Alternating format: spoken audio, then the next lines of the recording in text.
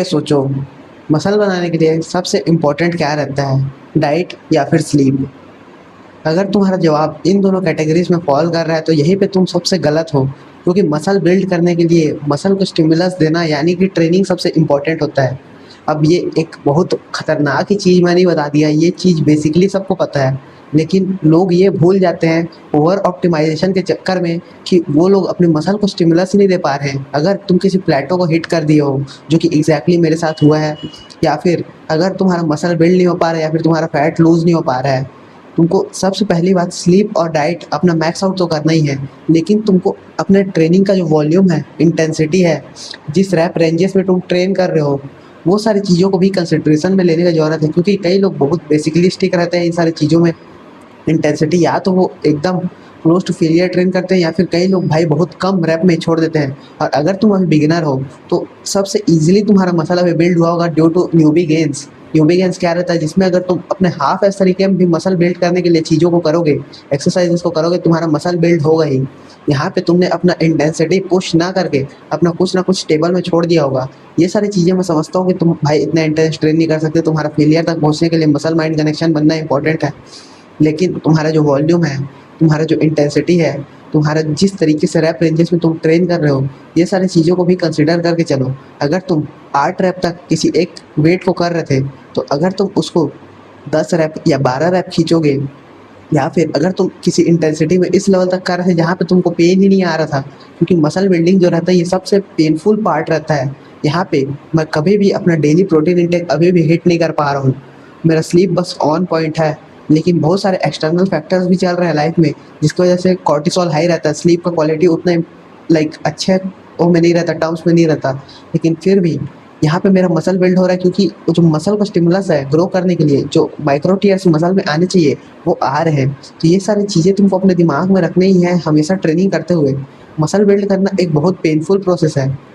तुम्हारे अंदर lactic acid का इनटॉलरेंस अगर होगा, मतलब किसी लेवल का टॉलरेंस होगा, तो यहाँ पे वैसा अगर तुम ट्रेन कर रहे हो जहाँ पे तुम्हारा लैक्टिक एसिड तुमको फ्लेयर अप करा दे रहा है, या फिर तुमको ब्लैक आउट या वाइट आउट आ जा रहा है, इस इंटेंसिटी में पुश कर रहे हो, तो ये तुम्हारा ट्रू फेलियर के क्लोज का इंटेंसिटी है।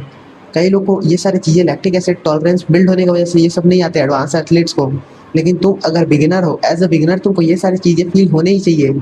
जब मैं बिगिनर होकर लेग लगाता था, हर लेग सेशन में मेरे को भाई फ्लेयर अप का ख्याल आता था, मेरे को ब्लैक आउट एकदम से क्लोज आ जाता था मैं वैसे कंडीशन में। और इसीलिए मेरा लेग्स एकदम स्किनी नहीं रह गया, जैसे कि बहुत सारे बिगनर्स का रह जाता है। क्योंकि यहाँ पे मैं ऐसा इंटेंसिटी में ट्रेन कर रहा था, मैं सोचता था भाई कि मैं कुछ गलत कर रहा हूँ, जो कि मेरे को ऐसा फील होता है हर लेग डे के दिन। और मैं ऐसे कंसंट्रेशंस में भी चले गया था कि मेरे को लेग डे शायद नहीं करना चाहिए। लेकिन लोग ये भूल जाते हैं कि ट्रेनिंग मोस्ट पेनफुल पार्ट रहता है। डाइट में तुम भले से अपना विल पावर के थ्रू या फिर कैसे भी वहाँ पे झेल लोगे, एक्सटर्नल सपोर्ट के थ्रू। तुम ज़्यादा नहीं खा रहे हो तो भी तुम झेल लोगे, तुम कम खा रहे हो या फिर एकदम ही कम खा रहे हो तो भी तुम झेल लोगे। लेकिन जो ट्रेनिंग का इंटेंसिटी रहता है उसको तुम चीट बिल्कुल नहीं कर सकते। वहाँ पे अपना मैक्स पुश करना, ये तुमको अपने आप में एक कॉन्फिडेंस ला के देगा ही। और जिस इंटेंसिटी में तुम पुश कर रहे हो वहाँ पे तुम्हारा एक थ्रेशोल्ड भी बढ़ेगा किसी चीज़ में गिव अप ना करके, वहाँ पे और एक इंटेंस लेवल में पुश करने का। और गिव अप नहीं करना, यही मेन इंपॉर्टेंट पार्ट रहता है सक्सेसफुल पीपल लोग की जर्नी में। वो लोग फेल बहुत बार होते हैं, लेकिन वो लोग गिव अप बिल्कुल नहीं करते हैं। और मैं भी बॉडी बिल्डिंग में इसीलिए कभी भी गिव अप नहीं करने वाला हूँ, क्योंकि अभी मेरा प्लेटो हिट हो गया है। मेरे को पता है कि एक दो मसल है मेरे जो कि बहुत लेवल में वीक है, और इसीलिए मैं उसके वर्क अराउंड में वहाँ पे ट्रेन करने का चालू करूँगा, जिसमें मैं सिर्फ स्मॉल मसल पे फोकस करूँगा, जो एक स्टेबलाइजर मसल रहते हैं, जो एक तरीके से तुम्हारे जो मसल्स को लिंक करते हैं, किसी मूवमेंट पैटर्न को लिंक करते हैं, वैसे वाले मसल्स को ट्रेन करूँगा। क्योंकि इस वेट में और अब स्ट्रेंथ पुश करना चेस्ट में, बैक में मेरे लिए पॉसिबल नहीं है। प्लेटो पे कंसिडरेशन मैं 6 वीक्स के ट्रेनिंग से आया, क्योंकि 6 वीक से मेरा रैप, एक रैप बढ़ रहा है, कई सेशंस में 2 रैप कम हो जा रहा है और वापस से सेम रेंज में आ जा रहा है, और मसल मेरा सेम साइज़ का ही है। मेरे को ये नोटिस हो रहा है, और ये इसी कंडीशंस को मैं कंसिडर करके यहाँ पे अपने आप को प्लेटोड माना चेस्ट और बैक में। लेकिन जो स्मॉल मसल्स है, जैसे कि मेरे रियर डेल्ट्स हो गए, मेरे एब्स हो गए, मेरे काल्व्स हो गए, ये सारी चीज़ों पे वो मैक्सिमम इंटेंसिटी में ट्रेन करना मेरा कभी एक पार्ट बना ही नहीं था। और वो सारी चीज़ें मेरे लैकिंग मसल्स हैं। तो यहाँ पे मैं उन लोगों को ऐसा स्टिमुलस दूंगा जिससे कि वो लोग अपना मैक्सिमम ग्रो कर सके इस टाइम पीरियड में, जब तक मैं वापस से बल्क नहीं जा रहा हूँ। बल्क में मैं जाऊँगा जब मैं वापस से होम टाउन अपने मूव करूँगा, ये चीज़ मैं तुम लोगों को बता दे रहा हूँ। होम टाउन मैं मूव करने वाला हूँ जस्ट कुछ ही दिनों में, और उसके बाद भाई गेम डिफरेंट होगा, क्योंकि मैं फुल्ली रेडी हूँ उस फेज़ में जाने के लिए। Now back to video. लेकिन तुमको अपना इंटेंसिटी, वॉल्यूम, अगर तुम 4 सेट कर रहे थे तो 2 सेट बस करो, लेकिन अपना इंटेंसिटी बढ़ाओ। तुम अपना जो रैप रेंजेस है उसको हल्का सा बढ़ाओ। अगर तुमसे रैप रेंजेस ज़्यादा हो जा रहे हैं तो अपना स्ट्रेंथ पुश करो, रैप रेंजेस कम करके। तुम 1 से 4 रैप के बीच में अपना स्ट्रेंथ को पुश करो, जितना तुम मैक्सिमम वहाँ पुश कर सकते हो।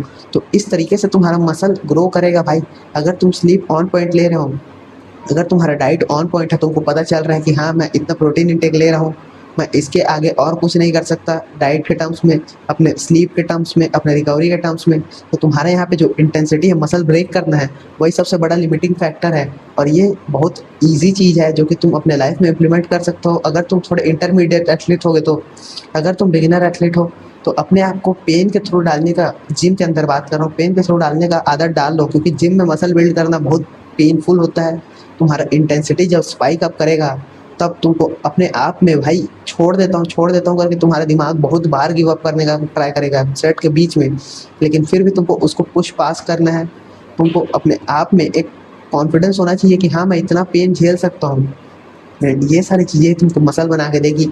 ये चीज़ तुम लोग इस वीडियो से टेक अवे कर सकते हो।